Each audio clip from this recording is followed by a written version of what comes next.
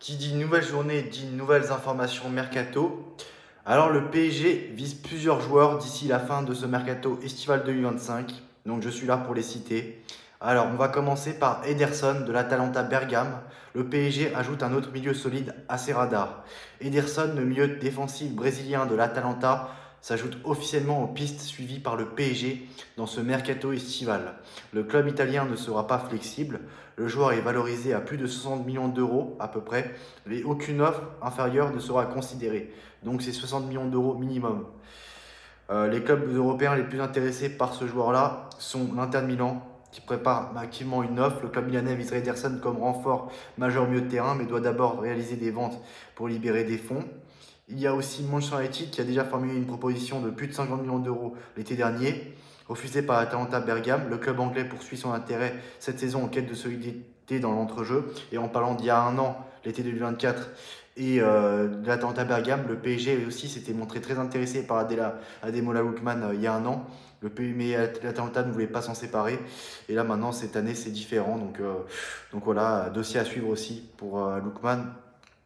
Sinon, le Real Madrid, selon Marca, suit également Ederson de près, attiré par ses performances solides à Bergame, mais aucune offre officielle n'est confirmée pour l'instant. Il y a aussi Chelsea, Liverpool et Tottenham, donc voilà, pas mal de gros clubs sont intéressés par ce joueur-là. Et donc, Ederson se rajoute donc à d'autres joueurs intéressés par le Paris Saint-Germain. Donc, pour terminer la liste des joueurs dont le PSG se montre intéressé, il y a Carlos Baleba de Brighton, il y a aussi Angelo Stiller de Stuttgart et Kefren Thuram. Donc si le club parisien le veut vraiment, il faudra le faire vite car les clubs anglais ont déjà avancé leur pion et ont pris de l'avance. Donc à savoir qui sera l'heureux élu, excusez-moi. Voilà, donc ça fait quand même quelques mois qu'on en parlait déjà, mais bon voilà, on en parle ce soir dans cette vidéo. Donc voilà, n'hésitez pas à donner vos avis en commentaire, qu'est-ce que vous pensez de tout ça. Et on se retrouve très prochainement dans une nouvelle vidéo. À très bientôt, ciao. Je vais faire le montage. Bonsoir tout le monde. Deux grosses bombes sont sorties aujourd'hui dans la presse pour le mercato du PSG. Et oui, le mercato du PSG est très loin d'être terminé, que ce soit en termes d'arrivée, tout comme en termes de départ.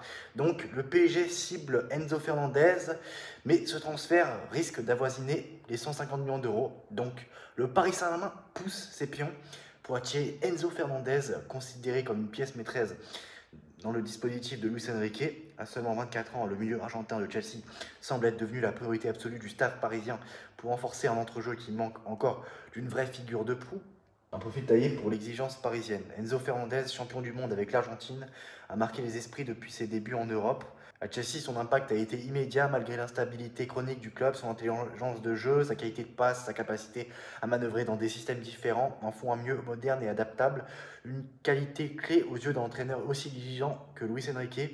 L'Espagnol recherche depuis son arrivée un joueur capable de réguler le tempo, de faire la transition entre la défense et l'attaque tout en participant au pressing.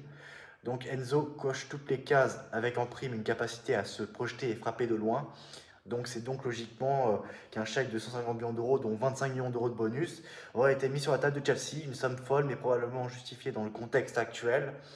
Donc un investissement à risque calculé, le PSG a souvent été critiqué pour sa stratégie de recrutement, préférant les noms ronflants au profil fonctionnel. Ce changement de cap amorcé avec Luis Enrique semble tendre vers plus de cohérence. Donc si Enzo Fernandez montre la volonté de bâtir une équipe pensée autour du ballon plutôt qu'un patchwork offensif. Cependant, un transfert de cette ampleur n'est jamais sans risque. L'intégration collective, la gestion des attentes médiatiques et le poids d'une étiquette à plus de 150 millions d'euros peuvent peser lourd. Mais Enzo a déjà fait montre d'un tempérament solide et d'un cerveau tactique qui pourrait vite lui permettre d'incarner le métronome du PSG en devenir. Voir Paris se positionner sur un joueur aussi structurant qu'Enzo me semble être un signal fort. On sent une volonté de construire une équipe autour de principes de jeu clairs et non plus de stars isolées. Si le transfert se concrétise, ce sera un pas supplémentaire vers une identité plus précise et durable. Et sinon, le PSG s'intéresse au défenseur central de Fenerbahçe, Youssouf Aksicek. Il est rapporté que l'équipe de scouts du PSG suit de près depuis un certain temps le défenseur et qu'elle partage un rapport à Luis Enrique. Et oui, c'est Luis Enrique qui fait tout dans ce club. Luis Campos ne sert pas à grand chose. Voilà, donc c'est Luis Enrique le boss. Et voilà, de toute façon, s'il n'y avait pas Luis Enrique, le PSG n'aurait pas gagné des champions. Et il faut arrêter de placer Luis Campos plus haut qu'il ne l'est réellement. Voilà, c'est tout pour moi. Et on se retrouve très prochainement dans une nouvelle vidéo Mercato Express, bien entendu. À très bientôt, ciao. Ça y est, c'est officiel, on peut le dire, monsieur Gianluigi Donnarumma ne portera plus jamais le maillot du Paris Saint-Germain, en tout cas en tant que joueur. Et malheureusement, très peu respecté. Le PSG a tout fait pour le virer, a trouvé un prétexte pour voilà, le pousser à la sortie. Il n'a pas été respecté pour moi. Mais bon, je ne vais pas me répéter à chaque fois. Voilà, des clubs de Première Ligue sont intéressés. Donc c'est ses destinations favorites, c'est les seuls clubs en Europe qui peuvent assumer son salaire et voilà, donc le PSG qui voulait pas augmenter son salaire, etc., etc. On va pas revenir là-dessus, on s'est répété pas mal de fois sur ça. Sinon, Donnarumma a liké un post Instagram d'un compte fan du PSG. Donc comme quoi, voilà, Donnarumma restera une légende du PSG. Jojo mérite des adieux dignes de ce nom au Parc des Princes, et c'est un post qu'il a liké. Donc voilà pour Donnarumma et on va parler d'un autre joueur, sinon l'Inter Milan qui se positionne sur la cléouche, le PSG qui était aussi intéressé par le Monégas, donc sinon un autre grand club européen est sous le dossier, on ne sait pas de quel club il s'agit. AS Monaco demandait 110 millions d'euros jusque là pour son meneur de jeu, alors je ne sais pas si c'est un coup de l'entourage, l'agent de Akliouche ou de Monaco, tout simplement pour faire bouger les choses du côté du PSG, mais sinon il pouvait très bien faire une saison de plus à Monaco, hein. Monaco qui va jouer, qui va disputer avec des champions, donc à voir ce qui va se passer. Sinon le PSG se montre très intéressé pour Rodrigo. Mais Rodrigo, le Real Madrid a fixé un prix de plus de 100 millions d'euros pour s'attacher les services de Rodrigo. Donc voilà, 100 millions d'euros pour Rodrigo. Et sinon, normalement, Elias Zabarni, c'est quasiment fait, hein. Il a passé sa visite médicale hier soir. Donc je ne sais pas ce qu'attend le PSG pour officialiser les joueurs. Je ne sais pas pourquoi ils mettent 30 millions à chaque fois pour officialiser les joueurs.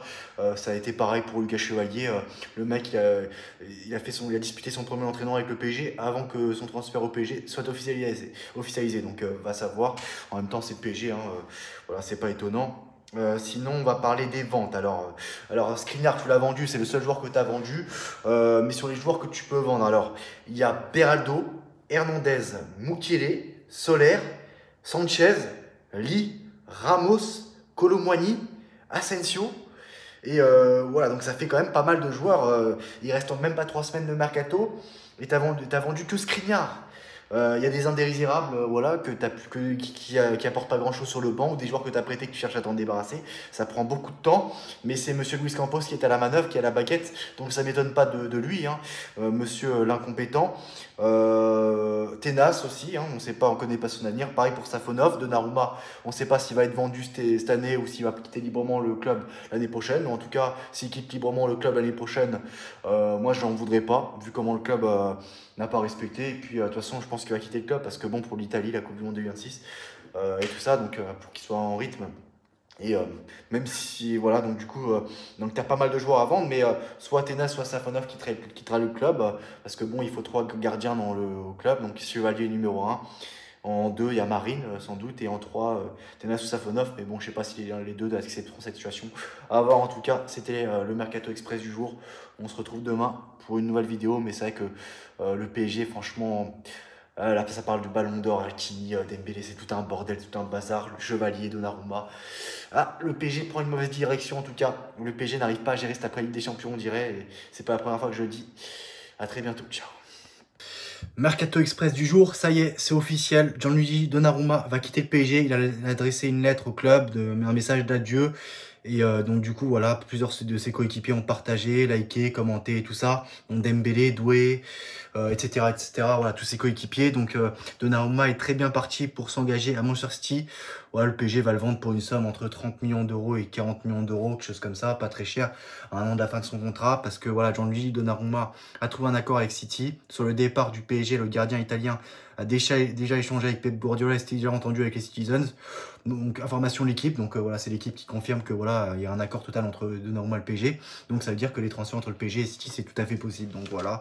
Et donc, moi, ce que je trouve bizarre là-dedans, c'est que bon, il y en a qui disent, ouais, c'est un choix sportif, c'est pas forcément qu'un choix salarial, c'est un prétexte et tout ça. Mais moi, quand même, c'est bizarre. Luis Enrique, il fait partie de l'école de Pep Guardiola. Et pourtant, Luis Enrique, il aime bien, on sait très bien, on sait qu'il veut avoir un gardien très fort, joué au pied. Et on sait que c'est pas le point fort de Gianluigi Donnarumma. Mais pourquoi Pep Guardiola le veut alors? C'est bizarre. C'est un peu bizarre quand même cette histoire. Moi, il y a autre chose. Et là, d'ailleurs, l'agent de Donnarumma a défoncé le PSG, hein. agent de Donnarumma, Enzo Raiola, défonce le PSG. Ils parlent de respect, mais pour eux, c'est juste une question d'argent. On va confier l'affaire à nos avocats. Ce n'est pas comme ça que tu te comportes. Le PSG a déjà changé ses plans, a changé ses plans après la finale de la Ligue des Champions. Nous avons accepté une offre de renouvellement inférieure. Juste qu'il y a un mois, on parlait de renouvellement, je suis étonné. Donc, on ne sait pas vraiment ce qui s'est passé en interne. C'est un peu flou, c'est bizarre. Mais voilà, vous savez très bien que moi, j'ai pris position pour Donnarumma et que ce qu'a fait le PSG à Donnarumma, je trouve ça inacceptable. Voilà, je fais partie de ces gens-là. Donc vous connaissez mon point de vue, on ne sait pas ce qui va venir, ce qui va se passer, on voit Donnarumma qui va faire des déclarations, on ne sait pas encore, on ne sait pas vraiment ce qui s'est passé. Donc voilà pour Donnarumma. Sinon Safonov souhaite rester au PSG, veut concurrencer Lucas Chevalier.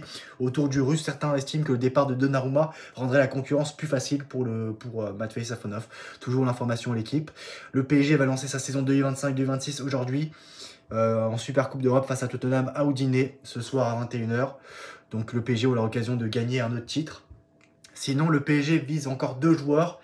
Un milieu défensif, donc Carlos Baleba de Brighton, Angelo Stiller de Stuttgart, Ederson de l'Atalanta Bergame, Morten Ulundman et Kefrem Thuram aussi. En termes d'ailier, il y a Kriouche, il y a Mora. Et donc il y a aussi Ryan du Vasco de Gama. En défenseur central, il y a Arda Aksicek de Fenerbahçe, le Turc. Thomas Araujo de Benfica. Et Edmond Tapsoba du Bayer Leverkusen. Donc voilà les informations du jour. Donc je reviendrai très vite vers vous. Le plus vite possible, quoi. Voilà, c'est tout pour moi pour aujourd'hui. À très bientôt. Ciao.